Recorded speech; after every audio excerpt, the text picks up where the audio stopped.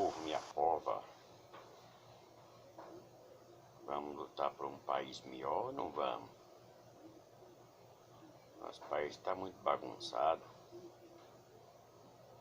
Só que Bolsonaro vai fazer alguma coisa para nós?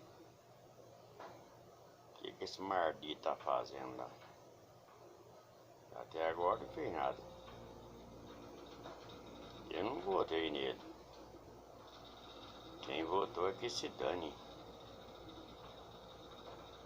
Foi votar por um vagabundo daquele. Agora tá aí a Amazônia estando perdida. O Brasil numa crise danada. O desemprego lá em cima está uma taxa mais alta dos últimos 50 anos. A inflação está 100%, o salário está 4%. Gente. Algum de vocês aí que perder a vergonha vira político também. Porque quando perde a vergonha e o respeito, vira político. Ô raça porcaria que nós temos no país. Você carrega na cadeira um tal de diretor que isso não serve nem para limpar a bunda. Já não tem uma porcaria demais, ó. Se jogar fora, nem formiga corta. É tão porcaria que é esse documento. Não vale nada.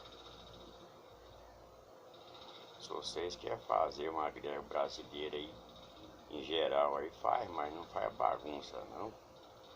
Vocês fazem uma greve geral e começam a quebrar carro, porta de comércio, saquear mercado.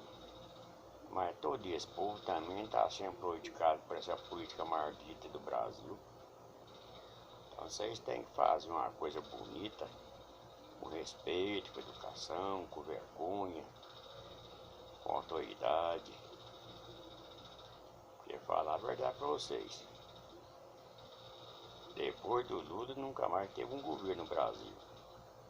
Nem Dilma, nem esses bosta que entrou depois aí, não viu merda nenhuma. Mas se vocês prestarem bem atenção, quem pode mudar esse Brasil aqui para pior ou para melhor é nós. É só chegar o dia da eleição, cercar todas as salas de votação e não deixar ninguém entrar para votar. Nem os candidatos. Aí eu quero ver como vai ficar esse Brasil nosso. O cara entra lá e fica trabalhando pro partido, não é pro Brasil. É, o meu partido, eu sou PDT, PSDB, PMDB. É um jeito novo de fazer política, mas ninguém faz um jeito novo de fazer administração municipal, estadual ou federal.